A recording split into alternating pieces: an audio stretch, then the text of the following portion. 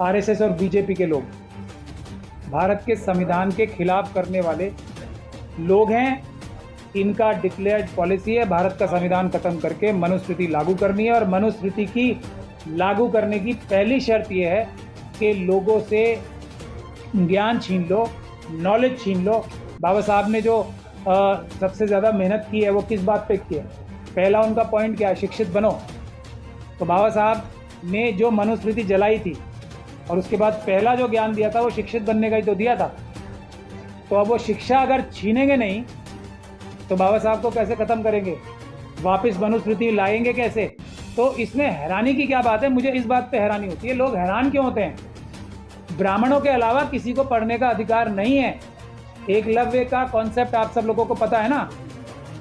एकलव्य का महिमा मंडन करने का जो तरीका है इनका, कि पढ़ना लिखना नहीं, पढ़ लिख जाओ तो सरेंडर कर दो। क्यों? क्योंकि तुम्हारे गुरु जी के प्रति ये तुम्हारा वो होगा, गुरु दक्षिणा होगी। कुछ भी बोल लें, ये शिक्षा नहीं लेने देंगे बहुजन समाज के लोगों को। ये जान दे देंगे अपनी, लेकिन शिक्षा नहीं देंगे, नहीं लेने देंगे। करो स्कूलों में तो क्या करना, बंद ही करना पड़ेगा ना। देखिए सर, बच्चे नहीं, पॉपुलेशन तो बढ़ रही है, लेकिन स्कूलों में बच्चे जाने बंद हुए हैं ना, दूसरी जगह पे जाने पे। क्योंकि अडानी जी के पोर्ट पे तो बार बार ड्रग्स मिलेंगी। बच्चे ड्रग्स तो बहुत ले रहे हैं, दिल्ली हो, पंजाब हो, कहीं भी हो, कश्मीर से कन्याकुमारी तक ड्रग्स तो अडानी जी के टाइम जो उससे आ रही हैं वो पूरे देश में बट रही हैं। उसके लिए इनके पास डिस्ट्रीब्यूशन सेंटर्स बहुत हैं, पढ़ाई कराने के लिए नहीं है। बच्चे पढ़ने जाए क्या? स्कूल नहीं है तो कहाँ पढ़ने जाएंगे? ये सरकार के खिलाफ सबसे बड़ा, देखिए हम लोग तो कह रहे हैं इस देश के साथ जो हो रहा है ना, उसकी सबसे बड़ी वजहों में से एक ये है कि देश के लोग, ये ऑपोजिशन वाले तो बिल्कुल ही अब गोदी ऑपोजिशन हो चुके हैं। मैं भी रवीश कुमार जी का ये वर्ड चुराई लूँ, ये कांग्रेस वांग्रेस सब ये गोदी ऑपोजिशन तो हो ही चुकी है। देश की जनता भी तो हम लोगों के आंदोलन में उस संख्या में नहीं जुड़ रही है ना, जो हम मशीनों के खिलाफ आंदोलन कर रहे हैं। मोदी जी विदेश जाकर इंग्लिश बोलते हैं तो वो भी क्या आपने सुना है मोदी जी को कभी इंग्लिश बोलते हुए? आपने सुना है? टेलीप्रॉम्प्टर के बाद बगैर सर बोलते हो। बिहार में भाषण दिया था इंग्लिश, टेलीप्रॉम्प्टर के बगैर था या घटना के बाद टेलीप्रॉम्प्टर के बगैर?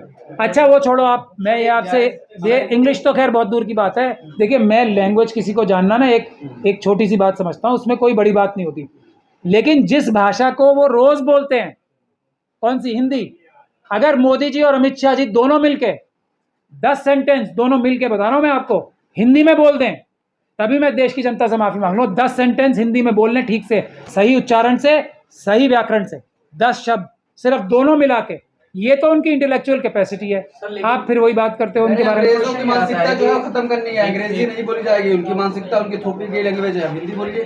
तो हिंदी बोल के तो दिखाएं, वही तो कह रहा हूं मैं किसी भी भाषा को एक अपनी बात को रखने का, पढ़ाई लिखाई करने का एक माध्यम मानता हूं। कोई भी भाषा किसी भी भाषा से बड़ी या छोटी नहीं होती है। हालांकि इंग्लिश के जो शब्द है वो बहुत सारी दूसरी भाषाओं से बहुत कम शब्द है, लेकिन फिर भी अभी रोज़मर्रा के काम काज की भाषा, पढ़ाई लिखाई की भाषा बहुत बड़ी, बहुत सारे देशों में इंग्लिश हो चुकी है। तो इसलिए नहीं, ऐसे तो जो अभी स्थिति है ना, इंग्लिश के बगैर मेरे ख्याल से जो भी डेवलपमेंट थोड़ी बहुत हुई भी है ना, वो ज़ीरो हो जाएगी। यही अमित शाह साहब की मंशा है कि ये सुपारी ली गई है ना। मैं आपको बार बार बोलता हूँ, आप मानते नहीं हो। चाइना और पाकिस्तान से सुपारी लेके देश का बेड़ा गर्क करने के लिए आरएसएस और बीजेपी के लोग काम कर रहे हैं। अभी आज की स्थिति में भारत से इंग्लिश को हटा देने का काम बगैर तैयारी किए, ऐसा समझता हूँ जैसे कि भारत के ऊपर परमाणु बम का हमला हो जाए। और ये काम अमित शाह जी चाहते हैं, इसके पैसे मिले होंगे उन्हें, मैं तो यही कह सकता हूँ। पैसे दे दे के विदेशों की यूनिवर्सिटीज़ में एडमिशन लेके भी जय शाह ही बन सकते हैं इनके बच्चे। मुझे किसी के बच्चे के बारे में कुछ कहने का शौक नहीं है।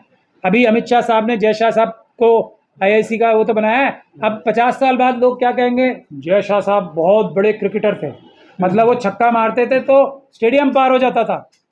अगर वो बैट ठीक से पकड़ के दिखा देना, जितना बैट ठीक से पकड़ने की क्षमता जय शाह साहब में, उतनी, हाँ बड़े से बड़े क्रिकेटर मैं कह तो रहा हूँ, इसीलिए तो देश का सत्यानाश हो रहा है।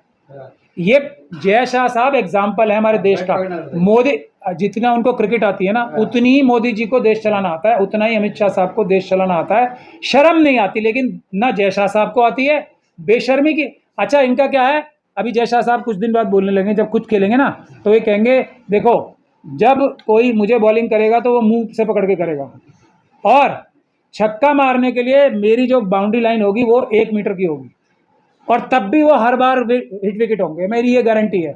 यही अमित शाह साहब की कैपेसिटी है और यही मोदी जी की कैपेसिटी है। बैट पकड़ना आता है उनको, आपको नहीं बैट पकड़ना नहीं आता है। मैं कह तो रहा हूँ, वो मैं उनके सीधे सीधे बोल रहा हूँ, और ये इस पे तो डिफेमेशन भी नहीं हो सकती ना, क्योंकि मैं सही होऊंगा 100%। कहीं ये किसी भी प्रकार की शिक्षा से बहुजन समाज के लोगों को दूर करना चाहते हैं, क्योंकि जैसे ही इंग्लिश पढ़ जाएंगे ना हम लोग, तो विदेशों में भी जा रहे हैं ना। अब तो आपको पता है बहुजन समाज के लोग कितने चले गए हैं बाहर।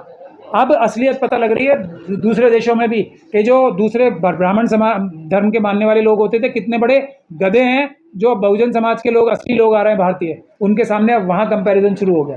तो अब वो ये चाहते हैं कि यहाँ से कोई बाहर ना जाए।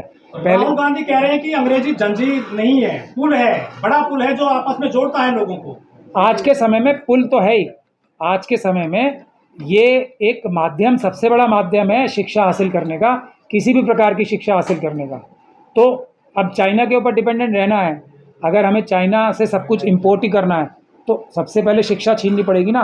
स्कूल क्यों बंद करवा रहे हैं अमित शाह साहब, ये पूछो इनसे। सारे के सारे बिजनेस अडानी जी को क्यों दिलवा रहे हैं, ये पूछो इनसे। ये इन्होंने ये क्यों करवाया है, ये अग्निवीर की जो 3 साल की वो है, ये सब कहाँ से सीख रहे हैं? ये सब के सब काम देशद्रोह के काम है। लेकिन ना राहुल गांधी जी सीधे सीधे बोल रहे हैं, ना दूसरे विपक्ष के लोग। बड़े घुमा फिरा के मीठे मीठे शब्दों में जो अपोजिशन हो रही है ना, ये इस वक्त सबसे ज़्यादा नुकसान कर रही है देश को। अमित शाह साहब बार बार देशद्रोह कर रहे हैं होम मिनिस्टर होने के बाद, लेकिन कोई बोलने की हिम्मत नहीं जुटा पा रहा है उनके लिए।